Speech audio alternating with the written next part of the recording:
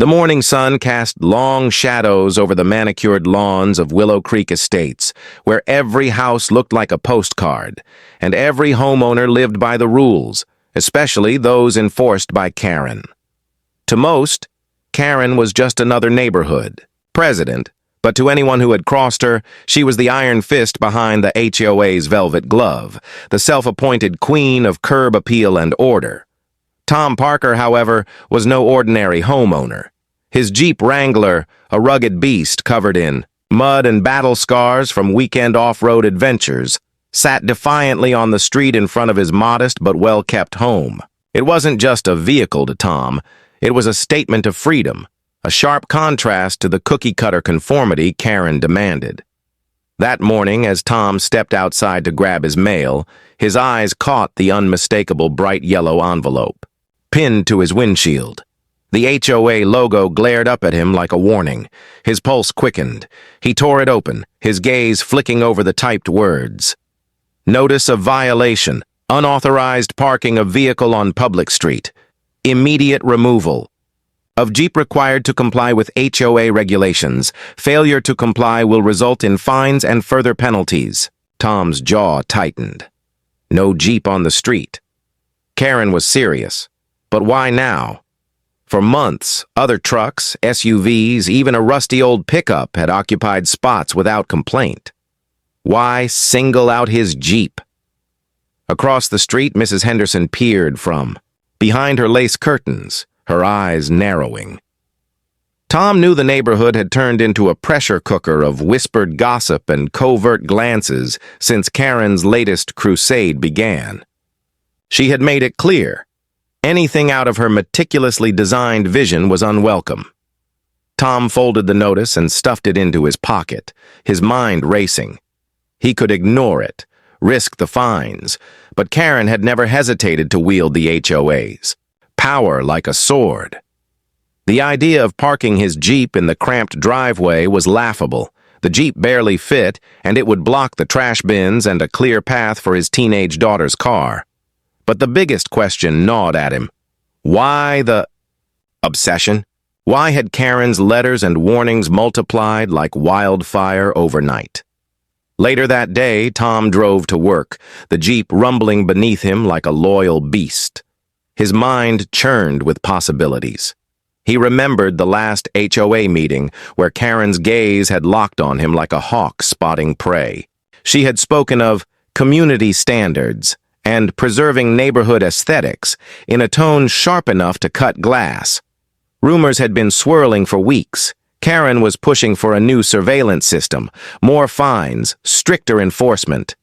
Some said she wanted to sell parts of the community green space to developers. Others whispered about personal grudges. Tom didn't know which were true, but he could sense the storm brewing. That evening, as twilight bled across the sky, Tom walked his daughter to the school bus stop. He noticed a shadow lingering by the mailbox, a tall figure with a clipboard. Karen. She nodded curtly, but said nothing. Tom's gut told him this wasn't just about parking anymore. Back home, he sat in his living room, the Jeep visible through. The window, parked boldly on the street as if daring Karen to act. He poured himself a drink and stared at the envelope on the kitchen table, thinking about his next move. The neighborhood was watching, the air thick with tension and quiet anticipation. Karen had started a war over a Jeep, and Tom was ready to fight back, not with words, but with something no one in Willow Creek Estates had ever seen before. A smile crept across his face as he whispered, "If she thinks she's won, she hasn't seen anything yet." The night before the HOA meeting, the neighborhood buzzed with nervous energy. Rumors and whispers drifted from porch to porch like a creeping fog. Tom could feel the weight of every eye on him as he pulled into his driveway. He barely spoke to his family, lost in the tangled thoughts of what was to come. The next evening, the community center's modest hall was packed beyond capacity. The wooden folding chairs creaked under the weight of anxious residents, some clutching coffee, cups, others with arms crossed tight in anticipation. The room smelled faintly of stale popcorn and polished linoleum, but beneath it was a palpable tension that no air freshener could mask. Karen entered first, regal and cold, her posture perfect, eyes scanning the crowd like a general surveying a battlefield. She wore her authority like armor, clutching a stack of papers, the evidence against Tom. As the meeting began, a hush fell over the room. When it was Tom's turn to speak, he stood slowly, feeling the eyes of the entire neighborhood pinning him down like a prize in a gallery. He wasn't used to public scrutiny, but his defiance burned strong inside. Karen wasted no time. "Mr. Parker," she said, voice sharp and unforgiving, "your continued violation of parking regulations undermines the community's standards. Your Jeep cannot remain on the street. This is not up for debate." A ripple of murmurs swept through the crowd. Tom could sense both agreement and quiet dissent. Some neighbors nodded solemnly, while others exchanged uneasy glances. Tom took a breath, steadying himself. "Karen, with all due respect," he began, voice calm but firm, "I've checked the bylaws. There's no specific rule against parking my Jeep on the street. And if there were, why is the HOA selectively enforcing it only against me?" A few heads turned, some leaned in. Karen's face tightened, but she pressed on. "Community standards are clear. We must maintain uniformity. Your Jeep's rugged appearance disrupts that harmony." Tom's eyes flicked to the Jeep, his silent comrade, sitting just beyond the windows. "Harmony isn't uniformity," he said softly, surprising even himself. "We all chose this neighborhood because of the balance between community and individuality. But your rules, they're about control." The room crackled with tension. Some neighbors shifted in their seats, uncomfortable. Karen's lips pressed into a thin line. She glanced at her papers, then back to Tom. "Mr. Parker, this is not personal," she said, though the cold in her tone suggested otherwise. "These regulations are for everyone's benefit." Tom met her gaze squarely.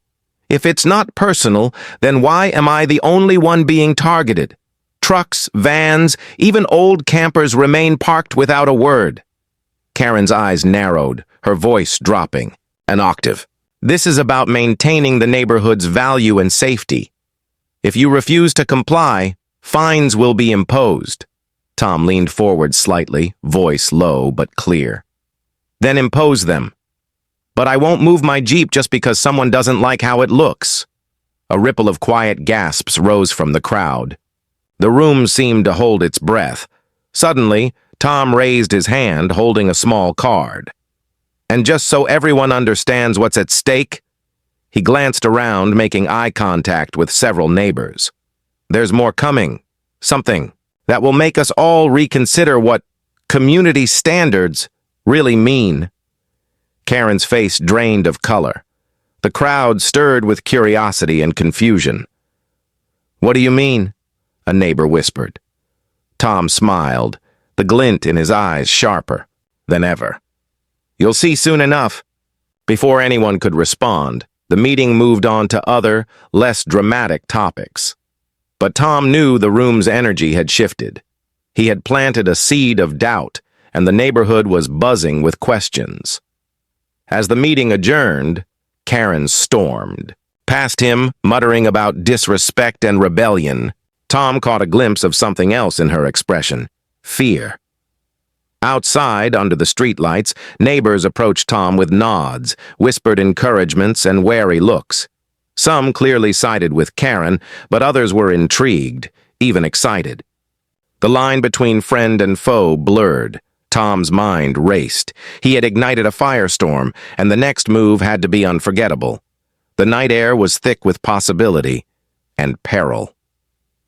Tom sat alone in his dimly lit study, the only sound the steady ticking of an old wall clock. Outside, the neighborhood was quiet, but inside his mind, a storm was raging. The HOA meeting replayed in his head. Karen's cold stare, the hushed, Murmurs, the silent gasps when he dropped his cryptic hint. What exactly did he have planned? He wasn't ready to reveal everything yet, but he knew the next move had to be bold, something no one in Willow Creek Estates would forget. His fingers drummed against the wooden desk as he pulled open a thick binder labeled HOA Bylaws and Property Rights. For days, he'd pored over every word, every clause, searching for a loophole, a way to push back against Karen's iron grip without crossing a legal line. The answer lay not in the streets or sidewalks, but above them.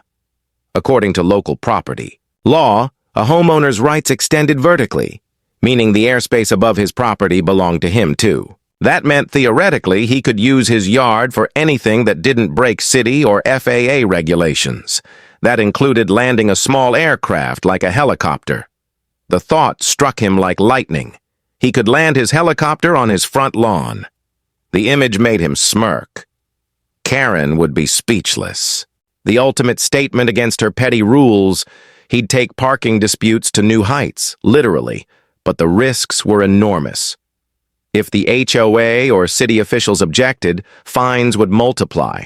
There could be legal battles, community backlash, even threats of eviction. Yet the potential to expose Karen's obsession and overreach was too tempting to ignore.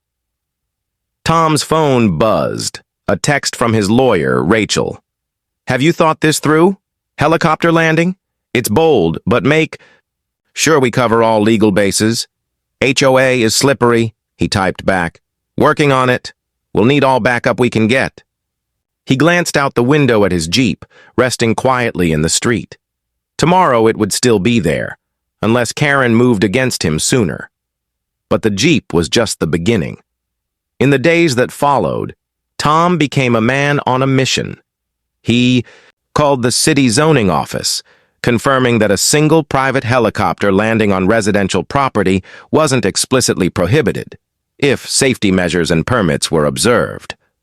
He hired a small crew to help mark out a landing zone on his front lawn, clearing space, setting up temporary barriers, and installing bright warning lights. Meanwhile, rumors of his plan rippled through Willow Creek Estates like wildfire. Neighbors whispered behind closed doors. Some dismissed it as Tom's eccentric fantasy.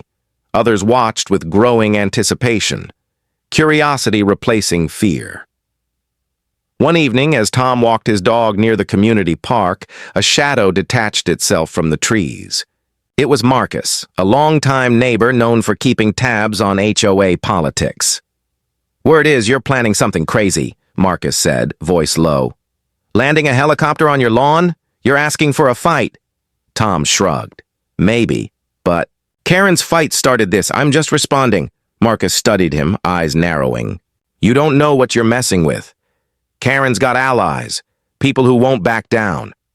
Tom met his gaze. "Good. Let them come." As night fell, Tom felt the weight of the coming storm settle over the neighborhood. The helicopter. Landing wasn't just a stunt. It was a challenge, a gauntlet thrown down in the face of control and conformity. But deep inside, a flicker of doubt burned. What if Karen escalated beyond fines? What if she dragged the entire community into chaos? What if he was risking more than just his Jeep and his pride? The ticking clock on the wall seemed louder than ever, counting down to a moment that could change everything. Tom stood, eyes fixed on the ceiling, heart pounding. One thing was certain. Nothing in Willow Creek Estates would ever be the same again. The days before the helicopter landing felt like a slow unraveling of reality in Willow Creek Estates. What had once been a peaceful neighborhood was now a hotbed of speculation and quiet unrest. The streets buzzed with hushed conversations, furtive glances, and stolen phone calls. Tom noticed it everywhere. Neighbors' eyes flickering his way, some filled with admiration, others brimming with doubt, and a few laced with fear. The simple act of parking his Jeep had ignited a firestorm, and now the rumor of his helicopter plan spread like wildfire, stirring the community into a frenzy of curiosity and anxiety. That evening, as Tom worked late in his garage, the creak of the front gate startled him. A figure slipped through the shadows. Karen's assistant, a petite woman named Linda, known for her meticulous note-taking and unwavering loyalty. "Tom," Linda whispered urgently, glancing over her shoulder. "You need to be careful. Karen's not just mad. She's planning something. She's lining up allies, digging into everything she can find on you." Tom's brow furrowed. "What kind of something?" Linda shook her head. "I don't know all the details, but it's serious. There's talk about legal action, city complaints, even private investigators." Before Tom could respond, Linda's phone buzzed. She glanced at it and paled. "I have to go, just watch your back." The shadow slipped away as quickly as it had appeared, leaving Tom with a knot tightening in his stomach. Later that night, Tom's phone lit up with a message from an unknown number. "This isn't just about the Jeep. You're stirring up things. Best left buried. Think twice before you land that helicopter." Tom's fingers hovered over the screen. Who was watching? Was this a warning or a threat? Sleep evaded him as questions churned through his mind. What secrets did Karen hide? Why was she so desperate to stop him? And who else was involved in this shadowy battle? The next morning, the neighborhood awoke to a new level of tension. Flyers appeared on doorsteps, anonymous pamphlets warning of dangerous property use and community safety risks. Some bore images of helicopters, others vague symbols. The message was clear. Tom's stunt wasn't welcome. Tom met with Rachel, his lawyer, in the quiet corner of a local cafe. She slid across a file thick with documents. "They're gearing up for a fight," Rachel said, her voice low. "These flyers, the anonymous messages, it's a coordinated effort to intimidate you and sway public opinion. You need to be ready." Tom nodded, determination hardening his features. "I knew Karen wouldn't back down quietly, but it feels personal." Rachel leaned forward. "It is, I've been digging. Karen's been under scrutiny for financial irregularities in the HOA. Your challenge threatens to expose more than just parking disputes. She's desperate." The pieces clicked into place. The parking battle was just the surface of a deeper, more dangerous game. Tom realized the neighborhood's calm facade hid secrets darker than he'd imagined. As he left the cafe, a cold wind swept through the streets, carrying whispers of fear and defiance. Tom glanced up at the sky, where the first faint stars blinked in the gathering dusk. The countdown to his helicopter landing had begun, but the question that haunted him was this: was he ready for the storm his boldest move would unleash? The morning of the landing dawned cool and clear, the sky a perfect, unbroken blue. Tom stood on his front lawn, watching as the final preparations were made. Bright orange cones surrounded the freshly cleared patch of grass, a painted white, shining stark against the green. His heart pounded with a mix of excitement and anxiety. Neighbors gathered along the sidewalks, their faces a tangled mix of curiosity, skepticism, and disbelief. Cameras and smartphones were raised, ready to capture what some called a spectacle, others a scandal. From the driveway, Tom's Jeep gleamed under the sun, parked defiantly as if challenging Karen's rule one last time. But it was the sky that held the real show. A low hum began to grow in the distance, a sound that made the neighborhood hold its collective breath. Tom glanced up as the helicopter appeared. A sleek, compact machine painted in gleaming black and silver, its blades slicing through the air with rhythmic precision. The pilot skillfully guided the craft toward the landing zone, the rotors whipping, up a whirlwind of leaves and dust. A hush fell over the crowd as the helicopter descended, touching down smoothly, the ground trembling beneath its weight. Tom stepped forward, the roar of the engines filling his ears, drowning out the murmurs around him. The door opened, and he climbed inside, settling into the pilot's seat with a grin. For weeks, he'd trained and planned for this moment, and now it was here, a literal and figurative rise above the petty HOA rules. As the helicopter lifted, Off again, circling slowly above the neighborhood, gasps and cheers erupted from below. Some neighbors clapped, others shook their heads in disbelief. The entire community was watching, caught between admiration and outrage. Karen appeared at the edge of the crowd, her face pale but resolute. She stormed toward Tom's house, clutching her phone, fingers trembling as she dialed furiously.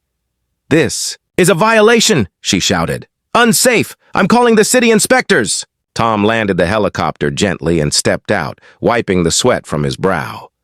"Is this enough to prove a point, Karen?" he called out, voice steady and loud enough for everyone to hear. Her eyes flashed with fury. "You're breaking every rule in the book. This isn't just about parking anymore." Tom smiled, the weight of victory settling over him like a warm cloak. "Maybe, but it's about standing up to bullies who think they can control everything." Suddenly, a loud knock on the door interrupted the confrontation. A group of city officials led by an inspector had arrived. The crowd parted as the inspector examined the landing zone and permits Tom had meticulously prepared. After a tense few moments, the inspector nodded slowly. "Mr. Parker, everything appears to be in order. You have the proper permits and have followed safety protocols. Legally, we can't stop you." Karen's face twisted in disbelief and anger. "This isn't over," she hissed. "You'll regret this."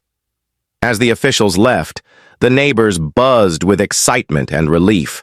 Tom's helicopter landing wasn't just a stunt. It was a challenge to the very foundations of the HOA's control. That night, the neighborhood was alive with whispers of change. Some saw Tom as a hero, others as a troublemaker, but no one could deny the impact. Tom sat on his porch, the Jeep parked beside him, the quiet hum of the helicopter fading in the distance. He knew the battle wasn't over, but for now he had won the sky. The victory of the helicopter landing was short-lived. Within days, the tranquility of Willow Creek Estates shattered like glass under a hammer. What began as hushed whispers of admiration transformed into loud, angry voices clamoring against Tom's defiant act. Karen, undeterred by the city inspector's ruling, launched a new offensive with ruthless precision. Flyers appeared overnight, plastered on every mailbox and street lamp, accusing Tom of endangering the community and violating unspoken neighborhood agreements. A new online petition circulated, gathering signatures faster than anyone expected. Residents who once admired Tom's courage now questioned his recklessness. Safety concerns, property values at risk, and disrespecting community harmony filled the digital pages. The HOA board convened an emergency meeting, and Karen led the charge with a fury that chilled even her staunchest supporters. Tom received a thick envelope one afternoon, an official notice from the HOA's legal counsel threatening multiple fines, liens on his property, and potential lawsuits. The letter was cold, void of any compromise. That evening, as Tom sat with Rachel, his lawyer, the weight of the escalating battle pressed heavily on his shoulders. "They're pulling out all the stops," Rachel said grimly. "This isn't just about parking or the helicopter anymore. It's a full-scale war." Tom clenched his fists. "But I have the law on my side." "Legally, yes," Rachel admitted. "But the HOA has power in numbers and influence. They can make life difficult in ways that aren't always legal, but hard to prove." Outside, the neighborhood felt like a powder keg. Friends grew distant, neighbors whispered behind closed doors, and Tom's family felt the strain of the constant conflict. Even his teenage daughter avoided the front yard, embarrassed by the growing spectacle. One evening, as Tom walked the perimeter of his property, he spotted a group of neighbors gathered quietly, speaking in hushed tones. As he approached, they dispersed quickly, leaving only the echo of his footsteps. The tension was tangible, like a storm waiting to break. Then came the vandalism. The morning after a particularly heated meeting, Tom found his Jeep's tires slashed, and a crude message spray-painted on the garage door. "Out!" Shock and anger surged through him, but beneath it was a cold realization. This fight had become personal. Tom reported the incident to the police, but with no witnesses and little evidence, progress was slow. The message was clear. Someone in the neighborhood wanted him gone. The community was divided, with some secretly sympathizing but too afraid to act, while others quietly supported Karen's harsh stance. Tom's resolve hardened. If the battle was now personal, he would face it head-on. But the question lingered like a dark cloud. How far would Karen go? And what if the fight for his Jeep and his helicopter was only the beginning of something far more dangerous? As the sun set behind the elegant homes of Willow Creek Estates, Tom stared at the defaced garage door, determination burning in his eyes. The war wasn't over. It was just beginning. The tension in Willow Creek Estates was reaching a boiling point. Tom felt it in every glance thrown his way, every whispered conversation abruptly hushed when he approached.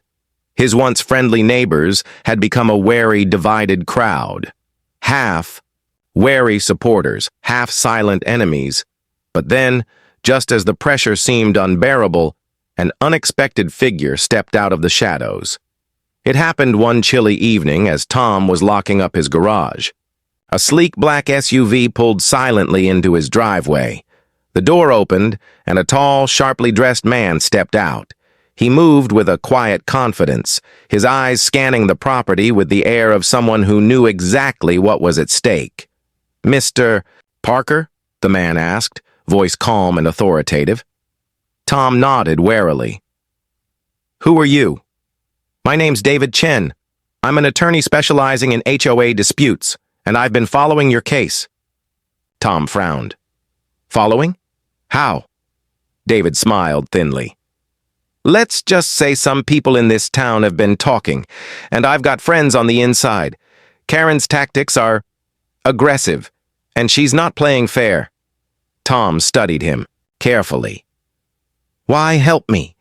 David's eyes flicked to the graffiti on the garage wall.